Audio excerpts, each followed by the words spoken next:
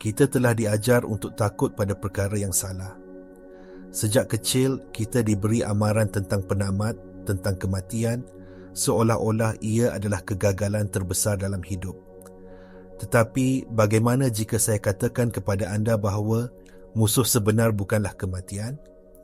Kematian adalah satu kepastian, satu kitaran semula jadi. Penamat yang damai bagi setiap bab. Musuh sebenar, pencuri sebenar yang merampas kehidupan anda adalah keraguan. Ia adalah penangguhan. Ia adalah suara halus di dalam kepala anda yang berbisik, nanti dulu. Tunggu sehingga anda bersedia. Tunggu masa yang sesuai. Inilah tragedi yang paling besar. Bukan kubur yang dipenuhi jasad, tetapi minda dan hati yang dipenuhi dengan impian yang tidak pernah direalisasikan, perkataan yang tidak pernah diucapkan, dan tindakan yang tidak pernah diambil. Kita hidup seolah-olah kita mempunyai 1000 tahun, meletakkan harapan kita pada hari esok yang tidak pernah dijamin. Kita menjadi kurator muzium kemungkinan, mengumpul idea-idea indah di dalam rak berdebu di minda kita, tetapi tidak pernah berani untuk menjadikannya nyata. Kita lebih takut untuk mencuba dan gagal daripada tidak pernah mencuba sama sekali. Dan dalam proses itu kita mati sedikit demi sedikit setiap hari. Kehidupan sebenar tidak hilang semasa nafas terakhir. Ia hilang dalam setiap saat kita memilih untuk menunggu dan bukannya bertindak. Pencuri sebenar bukanlah penamat, tetapi penangguhan yang tidak berkesudahan. Kita bimbang tentang penghujung jalan, padahal kita sebenarnya tidak pernah benar-benar memulakan perjalanan. Kita takut pada bab terakhir, sedangkan kita masih terperangkap di mukadimah, membaca ayat yang sama berulang kali. Terlalu takut untuk membalik halaman. Jadi, bagaimana kita memecahkan kitaran ini? Jawapannya terletak pada pemahaman yang mengubah segala-galanya. Tindakan anda tidak berlaku dalam realiti. Tindakan anda mencipta realiti. Dalam dunia fizik kuantum, alam semesta wujud sebagai lautan kemungkinan yang tidak terhingga. Setiap hasil yang berpotensi, setiap versi kehidupan anda wujud serentak dalam keadaan gelombang tenaga. Ia adalah seperti awan potensi yang tidak berbentuk, menunggu untuk diberikan arahan. Apa yang mengubah potensi ini menjadi pengalaman yang nyata dan boleh disentuh? Pemerhati, anda. Eksperimen celah ganda yang terkenal menunjukkan bahawa zarah-zarah seperti elektron wujud dalam keadaan kebarangkalian sehinggalah ia diperhatikan. Sebaik sahaja pemerhatian berlaku, gelombang kemungkinan itu runtuh menjadi satu peristiwa tunggal yang pasti.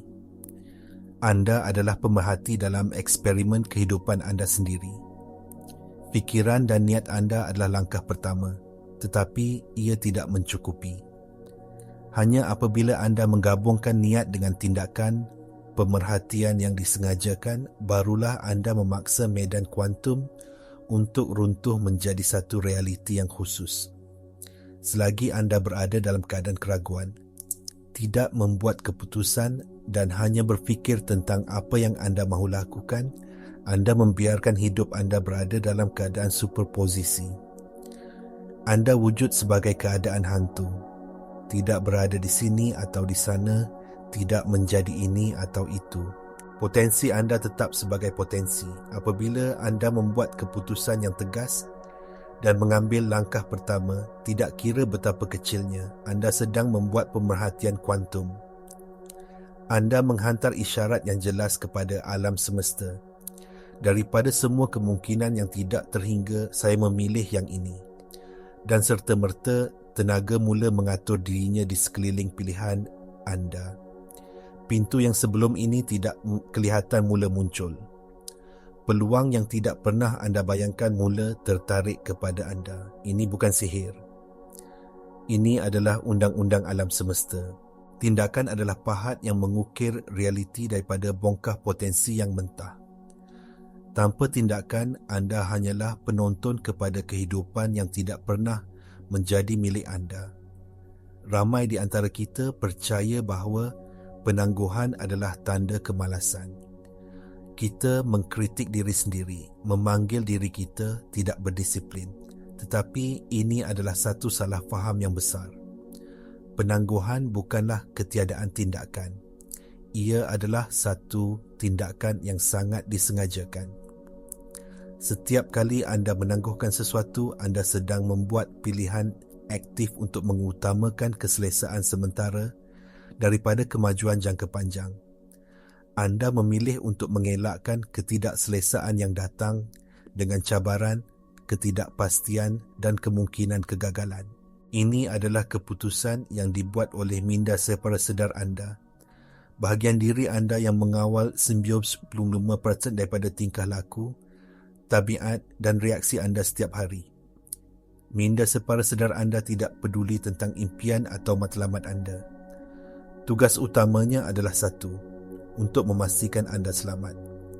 Dan baginya, selamat bermakna biasa. Ia beroperasi berdasarkan program yang telah dipasang sejak zaman kanak-kanak, berdasarkan pengalaman lepas dan kenangan emosi. Jika anda pernah mencuba sesuatu yang baru pada masa lalu dan ia menyakitkan, memalukan atau sukar, minda secara sedar anda akan merekodkannya sebagai ancaman. Jadi, sekarang apabila anda cuba untuk memulakan perniagaan, bercakap di hadapan orang ramai, atau melakukan apa-apa sahaja yang membawa anda keluar dari zon selesa anda, penggera dalaman akan berbunyi. Minda secara sedar anda akan melakukan apa sahaja untuk menghentikan anda, bukan kerana ia jahat, tetapi kerana ia cuba melindungi anda daripada kesakitan yang dirasainya sebelum ini. Ia akan membanjiri anda dengan alasan, keraguan dan perasaan tiba-tiba letih atau tidak bermotivasi. Memilih untuk menatal media sosial selama berjam-jam dan bukannya menulis bab pertama buku anda bukanlah kemalasan. Ia adalah strategi pertahanan yang canggih yang direka oleh minda anda untuk memastikan anda berada dalam lingkungan yang biasa dan selamat. Memahami ini adalah langkah pertama untuk merebut kembali kuasa anda. Anda tidak malas. Anda hanya terperangkap dalam program lapuk yang tidak lagi berkhidmat untuk anda. Salah satu penipuan terbesar yang kita ceritakan kepada diri sendiri ialah, saya akan melakukannya apabila saya sudah bersedia. Saya akan melancarkan perniagaan itu apabila saya lebih yakin. Saya akan memulakan rejim kesihatan itu apabila saya mempunyai lebih banyak tenaga. Kita menunggu perasaan kesediaan yang sempurna ini seolah-olah ia adalah tiket emas yang perlu kita perolehi sebelum kita boleh memulakan. Tetapi inilah kebenarannya. Kesediaan bukanlah prasyarat untuk bertindak. Kesediaan adalah hasil daripada bertindak. Keyakinan, keberanian dan momentum tidak ditemui dalam penantian. Ia ditempa dalam api tindakan. Anda tidak berfikir untuk menjadi berani. Anda menjadi berani dengan melakukan perkara yang menakutkan. Setiap kali anda mengambil langkah ke hadapan, walaupun jantung anda berdebar kencang, anda sedang menghantar mesej yang kuat kepada otak anda. Dari perspektif neuroscience, tindakan ini secara fizikal mengubah struktur otak anda. Ia mula membina laluan saraf yang baru. Laluan lama yang dikaitkan dengan ketakutan dan keraguan mula lemah kerana kurang digunakan, manakala laluan baru yang dikaitkan dengan keberanian dan tindakan mula menguat. Langkah pertama adalah seperti membuka jalan melalui hutan tebal. Ia sukar dan perlahan. Tetapi setiap kali anda melalui jalan itu, ia menjadi lebih mudah, lebih jelas dan lebih automatik. Akhirnya ia menjadi lebuh raya. Inilah sebabnya mengapa langkah pertama adalah yang paling penting. Ia memecahkan inersia. Ia membuktikan kepada diri anda bahawa anda boleh bertahan dalam ketidakselesaan. Keberanian bukanlah ketiadaan ketakutan. Keberanian adalah menilai pertumbuhan anda lebih tinggi daripada keselesaan anda. Jadi, berhenti menunggu untuk merasa bersedia. perasaan itu tidak akan datang. Sebaliknya, ambil satu langkah kecil hari ini. Lakukan panggilan itu, hantar email itu, tulis perenggan pertama. Tindakan kecil itu akan menjana keyakinan yang anda perlukan untuk mengambil langkah seterusnya. Anda membina jambatan semasa anda menyeberanginya, bukan sebelumnya. Sekarang, mari kita mendalami bagaimana alam semesta benar-benar bertindak balas terhadap anda. Ia tidak hanya bertindak balas terhadap fikiran atau kata-kata anda. Alam semesta bertindak balas terhadap tenaga dan frekuensi anda, dan tenaga ini dijana oleh keselarasan antara apa yang anda fikir, apa yang anda rasa dan apa yang anda lakukan. Ini dipanggil koheren energetik. Dan dari sudut pandangan fizik kuantum, anda adalah medan tenaga. Fikiran anda adalah kas elektrik dan perasaan anda adalah kas magnet. Bersama-sama, fikiran dan perasaan anda menghasilkan medan elektromagnet yang memancarkan isyarat ke medan kuantum.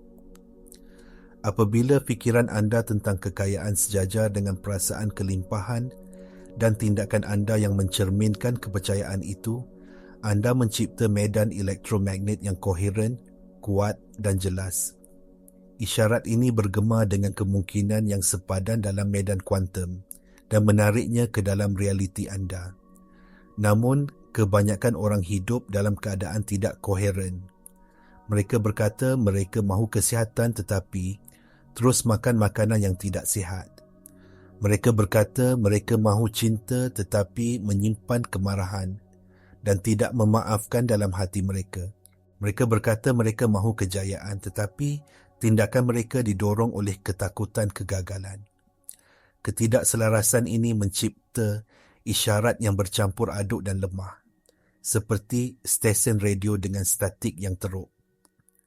Alam semesta tidak tahu bagaimana untuk bertindak balas kerana anda menghantar mesej yang bercanggah. Anda tidak boleh menipu tenaga anda. Anda boleh mengulangi afirmasi sepanjang hari, tetapi jika tindakan anda berpunca dari kekurangan dan keraguan, frekuensi dominan anda adalah frekuensi kekurangan. Tindakan yang selaras adalah penentu utama. Ia adalah penukaran niat kepada tenaga. Ia adalah bukti kepada diri sendiri dan alam semesta bahawa anda serius. Dan di sinilah peranan halangan masuk. Kita sering melihat cabaran sebagai tanda bahawa kita berada di jalan yang salah. Kita berfikir jika ini ditakdirkan, ia sepatutnya mudah. Ini adalah satu lagi pembohongan. Halangan bukanlah tembok yang menghalang anda. Ia adalah landasan latihan yang direka khas untuk anda. Seperti seorang tukang besi yang perlu memanaskan dan menempa logam berulang kali untuk menjadikannya pedang yang kuat. Alam semesta memberikan anda cabaran untuk menempa anda menjadi orang yang mampu mengendalikan realiti yang anda minta. Anda tidak boleh mempunyai perniagaan berjuta-juta ringgit dengan minda seseorang yang tidak dapat menangani tekanan atau membuat keputusan yang sukar. Cabaran itu direka untuk membakar kelemahan, keraguan dan had anda. Setiap kali anda menghadapi halangan dan mengatasinya, anda meningkatkan kapasiti tenaga anda. Anda membuktikan kepada alam semesta bahawa anda bersedia untuk tahap seterusnya. Oleh itu, jangan lari dari kesukaran. Sambutlah ia. Lihatlah ia bukan sebagai masalah, tetapi sebagai persediaan. Jalan itu sendiri yang menjadikan anda layak untuk destinasi tersebut. Semua pengetahuan ini tidak berguna jika ia kekal sebagai teori. Kuasa sebenar terletak pada penerapan dan titik penerapan sentiasa sekarang. Bukan esok, bukan minggu depan, bukan apabila anda mempunyai lebih banyak masa. Sekarang. Saat ini adalah satu-satunya titik di mana anda mempunyai kuasa untuk bertindak dan mengubah trajektori hidup anda. Masa lalu adalah memori. Masa depan adalah imajinasi.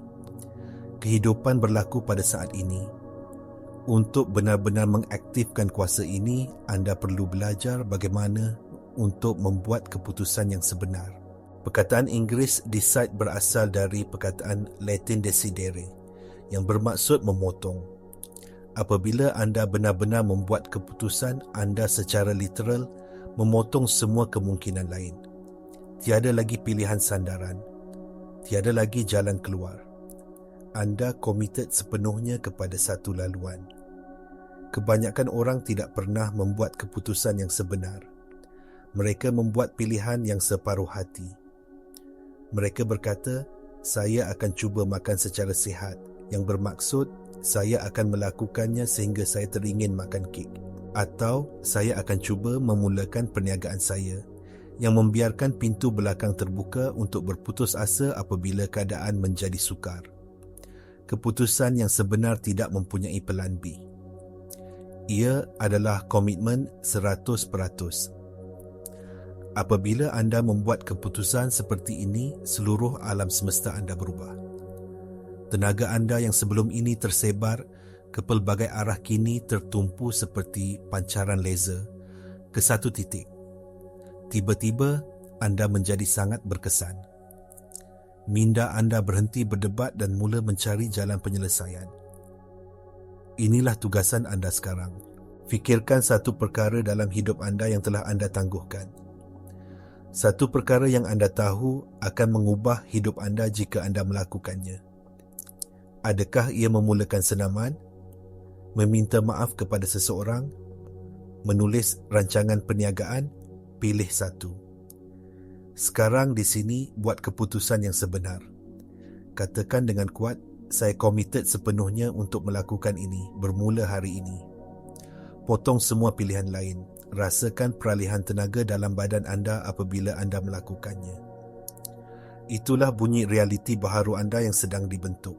Sebaik sahaja anda membuat keputusan yang sebenar, bersedialah.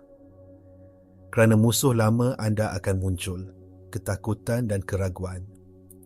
Minda anda akan serta-merta membentangkan senarai panjang. Sebab mengapa ia tidak akan berjaya? Mengapa anda tidak cukup baik? Dan semua perkara buruk yang boleh berlaku. Adalah penting untuk anda faham apa itu ketakutan. Dari perspektif neuroscience, ketakutan adalah tindak balas daripada bahagian paling primitif otak anda, sering dipanggil otak reptilia. Tugasnya adalah untuk memastikan anda terus hidup. Ia tidak peduli tentang kebahagiaan atau kepuasan anda. Ia hanya peduli tentang mengelakkan bahaya. Bagi otak ini, apa-apa yang tidak diketahui atau tidak biasa dianggap sebagai ancaman yang berpotensi. Jadi, apabila anda melangkah keluar dari zon selesa anda, ia akan membunyikan penggera, membanjiri badan anda dengan hormon stres seperti kortisol dan adrenalin. Jantung anda berdegup kencang, tapak tangan anda berpeluh. Ini bukan tanda bahawa anda harus berhenti. Ini adalah tanda bahawa program biologi purba anda berfungsi dengan sempurna. Kuncinya adalah untuk tidak mengenal pasti diri anda dengan ketakutan itu. Anda bukan ketakutan itu. Anda adalah kesedaran yang memerhatikan ketakutan itu. Ucapkan terima kasih kepada minda anda kerana cuba melindungi anda dan kemudian dengan tenang teruskan juga. Ketakutan adalah seperti kompas yang rosak. Ia sentiasa menunjuk ke arah zon selesa, bukan ke arah pertumbuhan. Untuk mengekalkan keadaan baharu anda, pengulangan adalah kuncinya. Setiap kali anda bertindak walaupun takut, anda mengukuhkan laluan saraf yang baru. Anda mengajar semula minda separa sedar anda bahawa tindakan baru ini selamat dan bermanfaat. Di sinilah bidang epigenetik menjadi sangat menarik. Epigenetik menunjukkan bahawa persekitaran dan persepsi anda boleh mengubah cara gen anda diekspresikan. Apabila anda secara konsisten memilih keberanian berbanding ketakutan, tindakan berbanding penangguhan, anda secara literal menghantar isyarat kimia baru ke sel-sel anda, mengaktifkan gen yang berkaitan dengan kekuatan, daya tahan dan pertumbuhan. Anda bukan mangsa genetik anda. Anda adalah jurutera biologi anda sendiri melalui pilihan dan tindakan harian anda. Proses ini memerlukan kesabaran dan belas kasihan terhadap diri sendiri. Akan ada hari-hari di mana anda tergelincir kembali ke tabiat lama. Itu tidak mengapa. Jangan jadikan ia sebagai alasan untuk berhenti. Hanya perhatikan, belajar daripadanya dan kembali ke landasan dengan tindakan seterusnya. Setiap langkah ke hadapan, tidak kira betapa kecilnya, adalah satu kemenangan. Kita telah melalui satu perjalanan yang mendalam hari ini. Kita telah membongkar pembohongan bahawa kematian adalah tragedi terbesar dan mendedahkan musuh sebenar. Kehidupan yang tidak dijalani kerana keraguan dan penangguhan. Kita telah melihat bagaimana melalui prinsip fizik kuantum, tindakan anda adalah apa yang meruntuhkan lautan kemungkinan menjadi pengalaman hidup anda yang nyata. Kita telah memahami bahawa penangguhan bukanlah kemalasan, tetapi satu mekanisme perlindungan minda secara sedar, dan bahawa keyakinan bukanlah sesuatu yang anda tunggu, tetapi sesuatu yang anda bina melalui tindakan.